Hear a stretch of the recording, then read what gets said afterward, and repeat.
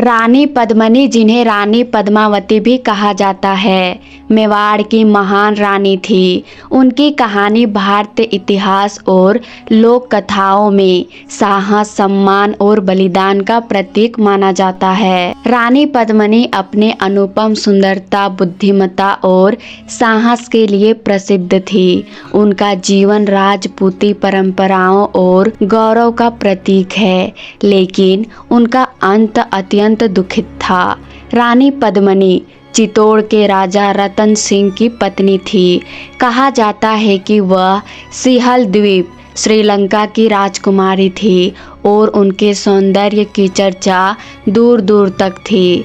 रतन सिंह ने स्वयंवर में पद्मिनी से विवाह किया था और उन्हें अपने साथ चित्तौड़ ले आए थे। चित्तौड़ का किला उस समय राजपूती गौरव और शौर्य का प्रतीक था। दिल्ली का सुल्तान अलाउद्दीन खिलजी एक महत्वाकांक्षी और क्रूर शासक था। उसे रानी पद्मिनी के सौंदर्य के बारे में पता चला और उसने उन्हें पाने की ठान ली। उसने चित्तौड़ पर आक्रमण करने की योजना बनाई। अलाउद्दीन खिलजी ने चित्तौड़ को चारों ओर से घेर लिया और राजा रतन सिंह को संदेश भेजा कि वह रानी पद्मिनी को देखना चाहता है। यह एक अपमानजनक और अस्वीकार्य मांग था, लेकिन राजपूती परंपरा के अनुसार अतिथि का सम्मान करना भी आवश्यक था। रानी पद्मिनी ने सुल्तान को आमने सामने न मिलने का निर्णय लिया, लेकिन उसके सम्मान की रक्षा के लिए उन्होंने एक चतुर योजना बनाई। रानी पद्मिनी ने अलाउद्दीन खिलजी को केवल अपने प्रतिबिंब में देखने की अनुमति दी। सुल्तान ने उन्हें आईने में देखा और उनकी सुंदरता से पूरी तरह मोहित हो गया। उसने रानी को हर हाल में पाने की ठान ली। उसने चालाकी से राजा रतन सिंह को बंदी बना लिया और शर्त रखी कि अगर रानी पद्मिनी उसे सौंप दी जाए तो वह राजा को रिहा कर देगा। रानी पद्मिनी ने मेवाड़ के सेनापतियों के साथ एक योजना बनाई।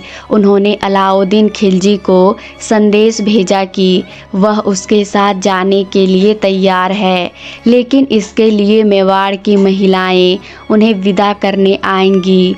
यह एक छल था। कई राजपूत योद्धा महिलाओं का वेश धारण कर किले से बाहर गए और राजा रतन सिंह को छुड़ा लाए। जब खिलजी को यह धोखा समझ में आ गया तो वह और भी क्रोधित हो गया और उसने चित्तौड़ पर आक्रमण कर दिया। राजपूत योद्धाओं ने वीरता से लड़ाई लड़ी, लेकिन उनकी संख्या बहुत कम थी।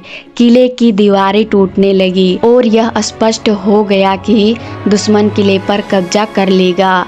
रानी पद्मिनी ने अपनी और अन्य महिलाओं की इज्जत बचाने के लिए जौहर का निर्णय लिया। जौहर वह प्रथा थी जिसमें महिलाएं दुश्मन के हाथों अपमानित होने से बचने के लिए आग में कूदकर अपनी जान दे देती थी।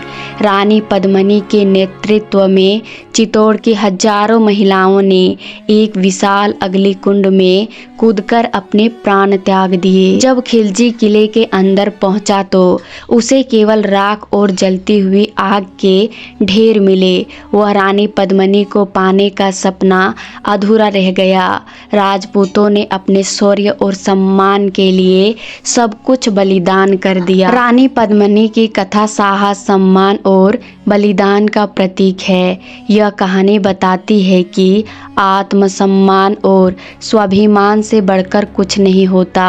रानी पद्मिनी ने अपने जीवन को कुर्बान कर दिया, लेकिन दुश्मन के आगे झुकना स्वीकार नहीं किया। उनकी यह कथा आज भी हर भारतीय को गर्व और प्रेरणा देती है। आशा करती हूँ दोस्तों आपको ये वीडियो पसंद आई होगी। पसंद आए तो वीडियो को लाइक, शेयर, सब्सक्राइब जरूर कर देना। मिलते हैं अगली वीडियो में, तब तक के लिए राधे राधे।